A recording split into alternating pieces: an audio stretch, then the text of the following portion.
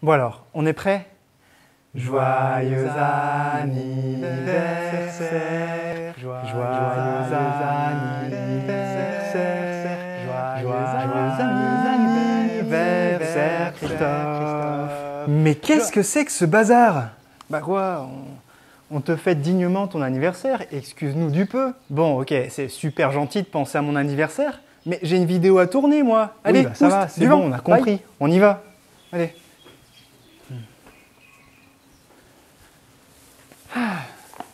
Comme tu l'as compris, c'est mon anniversaire aujourd'hui, mais ça n'a rien à voir avec le thème de cette vidéo. Aujourd'hui, je vais faire une vidéo d'un format un peu spécial où je vais réagir et commenter en direct sur la vidéo de Major Mouvement que j'ai vue ce matin et qui m'a interpellé. Et du coup, j'avais envie de rebondir dessus et te partager en gros les conclusions que j'ai.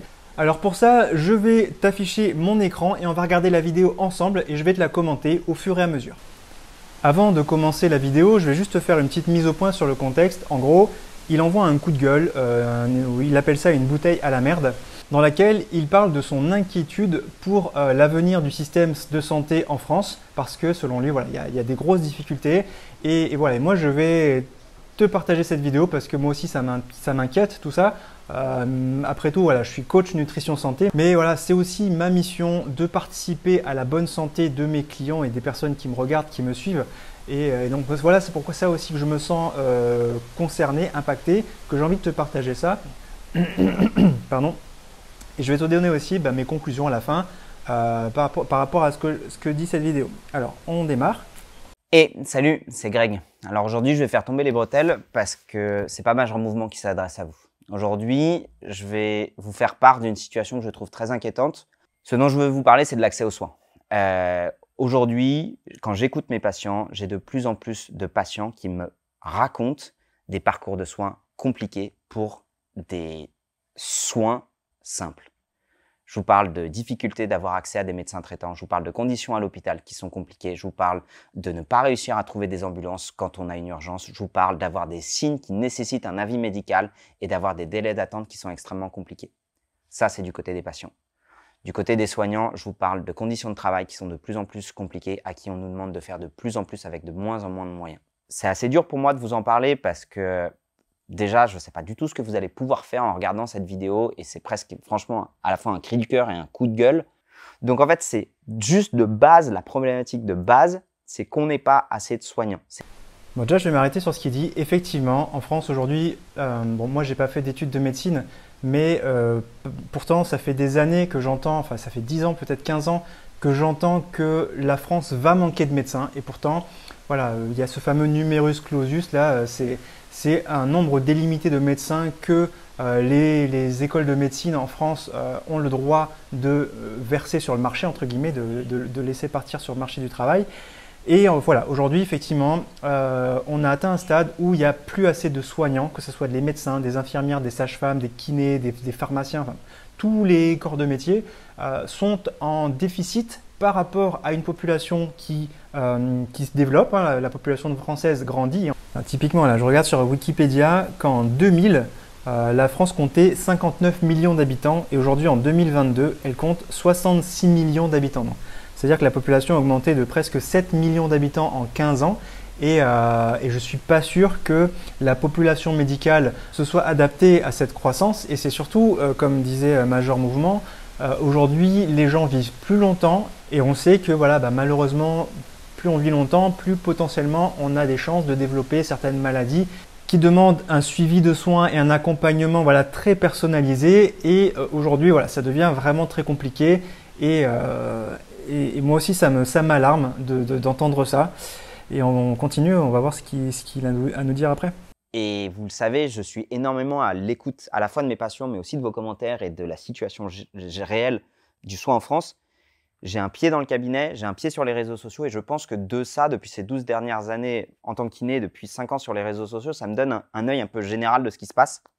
Et c'est ça dont je vais vous faire part. Aujourd'hui, et on le sait depuis 30 ans, et c'était le cas déjà quand je me suis lancé moi, il y a 15 ans dans les études de médecine, on savait qu'on allait manquer de médecins en France. Que les médecins partent à la retraite, que le numerus clausus, donc le nombre de… Ah oui, c'est vrai, il parle aussi du fait que je parlais du numerus clausus, ça fait quelques années, je ne sais plus exactement depuis quand qu'on a mis fin à ce truc-là, sauf que le problème c'est qu'il faut du temps pour former tout ce personnel et que la décision de mettre fin à ce fameux numerus clausus n'aura pas d'effet avant 2035. Donc on est en 2022, je te laisse faire le calcul, ça veut dire que là pendant les 13 prochaines années, ça va être très compliqué et je pense de plus en plus compliqué en France de se soigner correctement.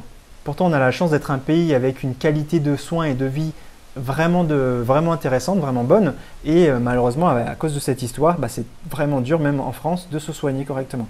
Il y a une grève des internes qui dure depuis bientôt, je crois, 1 mois, mais c'est reconductible depuis 2 à 3 ans parce que la situation à l'hôpital est compliquée.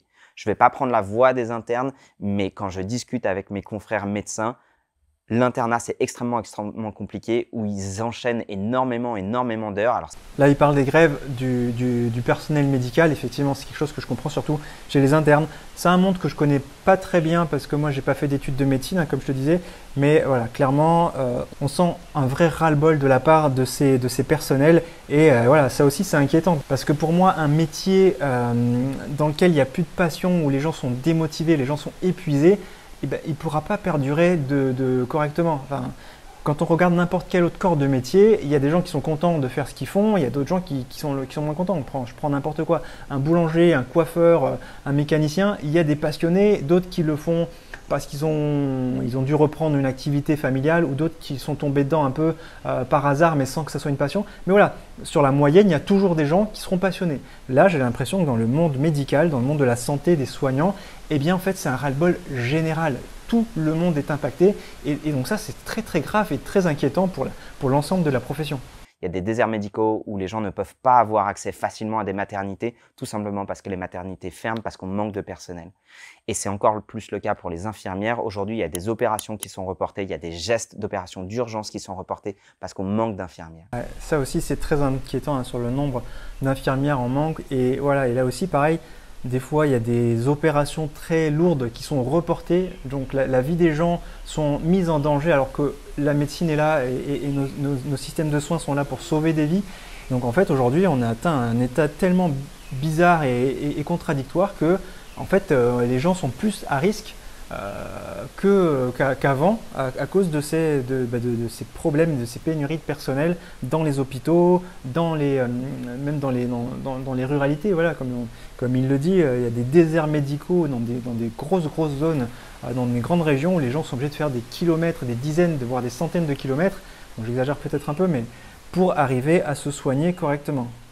La sauvegardisation de nos actes, c'est très simple, hein. On ne décide pas d'être soignant pour gagner de l'argent. C'est clair, tu ne fais pas médecine pour gagner de l'argent. Ça, c'est évident. Tu le fais pour aider les gens. Mais in fine, si dans ton job, tu n'as pas le temps de faire correctement ton boulot, que tu as des patients en face de toi qui gueulent, et ils ont raison de gueuler parce qu'ils ont attendu 6 mois pour te voir, et quand tu les vois, tu n'es que capable de les voir 15 minutes.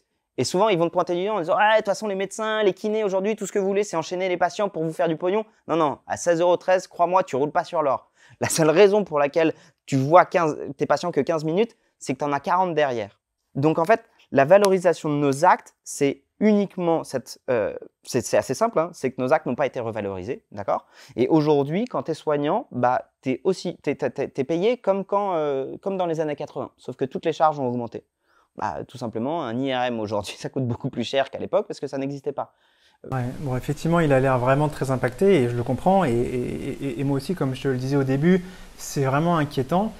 Et voilà, et ça aussi, c'est quelque chose que je ne connais pas forcément, mais en France, en fait, le fait d'avoir la chance d'être remboursé quasiment intégralement pour nos soins, enfin voilà, on a une sécurité sociale, on a beau dire ce qu'on veut, mais on a vraiment de la chance en France d'avoir accès à des soins gratuitement.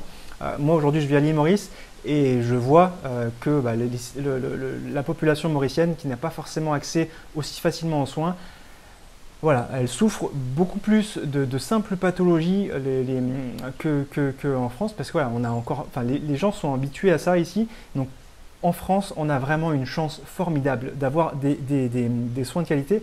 Le problème, voilà, c'est qu'à force de trop encadrer aujourd'hui, ces 10, 20, 30 dernières années, l'inflation, elle a touché tous les milieux et en fait quasiment pas le système médical. Aujourd'hui, tous les médecins libéraux, les kinés, bref, toutes les personnes qui travaillent dans le monde libéral ont des revenus qui sont plafonnés, qui sont encadrés par l'État, ce qui fait qu'aujourd'hui on leur demande vraiment plus sans avoir revalorisé à la hauteur de leur travail d'un point de vue salaire, enfin, d'un point de vue revenu.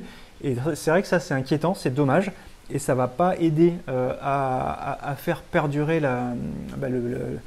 les vocations, on va dire, des gens qui se lancent dans la médecine pour sauver des vies, pour aider les gens, pour les accompagner, parce que voilà, les revenus ne sont pas du tout à la hauteur. Aujourd'hui, il y a tellement d'autres métiers qui permettent de gagner beaucoup plus d'argent, pourtant en étant avoir des niveaux d'implication moindres, d'avoir des niveaux de stress et beaucoup plus faibles. Voilà. Après, j'espère et j'ai envie de croire que les vocations de ce type-là existeront toujours, qu'il y aura toujours des gens passionnés, que tous les gens qui se lancent dans la médecine ne le font pas que pour l'argent. D'ailleurs, c'est le cas aujourd'hui, ça sera le cas demain. Et voilà, c'est pas ce que je veux dire, mais effectivement, tout ça pour dire qu'aujourd'hui, je comprends les personnes qui font des grèves, qui demandent une réévaluation, enfin qui crient, qui sont à bout de nerfs, à bout de souffle, pour qu'on les écoute, pour qu'on les aide. Et voilà, donc je suis d'accord avec lui, il y a un vrai problème. Il faut absolument que les politiques fassent quelque chose là, que cette perte de dialogue est en train de se répercuter sur la profession, les professions médicales. Et voilà, si rien n'est fait, malheureusement, j'ai peur que la qualité de soins qu'on a en France va finir par mourir et s'auto-détruire alors qu'on avait jusque-là un excellent système de soins. Alors quand même, comme je suis d'humeur positive et que vous le savez, je me battrai, je vais vous apporter des solutions. Et je suis désolé pour la première solution que je vais vous donner, mais c'est de loin la meilleure. Ne tombez pas malade. De tous les conseils, c'est peut-être le plus pourri, mais c'est le plus vrai. Le meilleur moyen de guérir, c'est de prévenir. Et c'est là vraiment que moi je vais rebondir le plus parce que là je suis 100% d'accord avec lui et c'est ma mission à moi. Pour le coup, voilà, moi si j'avais une mission, ça serait ça. Ça serait d'aider les gens à ne plus tomber malade. Je sais que c'est facile à dire, c'est un truc dingue. Mais voilà, en fait, le meilleur moyen de préserver le système de santé et de ne pas souffrir du coup de la dégradation du système de santé, c'est d'être en bonne santé tout le temps. Et pour ça, eh bien, ça passe par une hygiène de vie de qualité. Je ne te dis pas du jour au lendemain de tout bouleverser, mais aujourd'hui, on sait que notre santé a été complètement bousillée par nos modes de vie. Ce matin, j'écrivais dans ma mailing list du jour, d'ailleurs si tu n'es pas abonné, tu peux t'abonner en cliquant sur le premier lien sous cette vidéo, que de nombreuses études ont découvert que 91 problèmes de santé sont liés à un déséquilibre du microbiote intestinal. Bon, je ne vais pas rentrer dans le détail trop technique, mais qu'est-ce que c'est le microbiote intestinal? Si tu me suis, tu m'as déjà sûrement entendu parler beaucoup de ça. C'est en gros l'ensemble de microbes qui vivent à l'intérieur de notre intestin. C'est depuis que l'homme existe, ces microbes sont là. En fait, c'est un pacte qu'on a signé avec les microbes pour vivre en symbiose. En gros, nous, on leur apporte à manger et eux, en retour, ils nous apportent beaucoup de choses. Ils favorisent notre système immunitaire, ils nous produisent des protéines, tout un tas de vitamines, tout un tas de composés qui sont bénéfiques pour notre santé. Ils font des choses dans notre corps que nous, on n'est pas capable de faire. Donc, c'est pour ça qu'on a mis cette symbiose en place. Et voilà, aujourd'hui, dans les maladies de santé qui sont liées à un déséquilibre de microbiote intestinal, c'est tous les problèmes de digestion chronique comme la constipation, la maladie cœliaque, la perméabilité intestinale, le syndrome du côlon irritable, la maladie de Crohn ou alors les troubles inflammatoires, y compris les allergies ou l'asthme, tous les problèmes liés au métabolisme comme le diabète, l'hypertension, l'obésité, les problèmes de peau comme l'acné, l'eczéma, le psoriasis ou même l'herpès, les maladies infectieuses, diarrhée, rhume, grippe, gastro, infection au Clostridium difficile ou à Helicobacter pylori, des cancers, en particulier celui du côlon. Voilà, tout ça, toutes ces maladies n'existaient pas quand on avait un microbiote fort, sain et de qualité. Et qu'est-ce qui a détruit notre microbiote? Eh bien, ce sont nos habitudes moderne, notre sédentarité, le fait de ne plus faire de sport, le fait de manger des produits ultra transformés industriels qui détruisent complètement toute notre microbiote, enfin toute notre flore intestinale. Voilà, toutes ces choses, il faut qu'on les comprenne aujourd'hui. Et c'est tout à fait possible de renverser les tendances. Il faut absolument comprendre quels sont les comportements qui sont mauvais, qui sont dangereux, qui sont délétères pour la santé et les transformer tout simplement ces comportements, c'est-à-dire prendre des bonnes habitudes à la place. Ça ne veut pas dire de devenir un vegan du jour au lendemain, non pas du tout. Moi dans mon approche, je montre à mes clients qu'est-ce qu'ils pourraient rajouter dans leur quotidien pour améliorer leur santé sur le long terme. Et pourtant, on peut très bien se faire plaisir, on peut continuer à manger des gâteaux, on peut continuer à manger de ces choses-là, mais il faut juste comprendre c'est quoi la limite de notre corps. Qu'est-ce qui fait que, c'est quoi qui cause la bascule du trop, en gros, qui fait qu'on est complètement fragilisé, affaibli, et qu'on a du mal aujourd'hui à retrouver une santé comme celle qu'avaient nos ancêtres, qui étaient bien plus forts, bien plus solides que nous aujourd'hui. On a tendance à dire qu'ils mouraient plus jeunes que nous, mais s'ils le faisaient, c'était juste parce que la vie à l'époque était tellement dangereuse que qu'ils mouraient plus par accident que par maladie. Et aujourd'hui, le gros problème de notre société, c'est notre mode de vie qui est extrêmement pourri pour notre santé.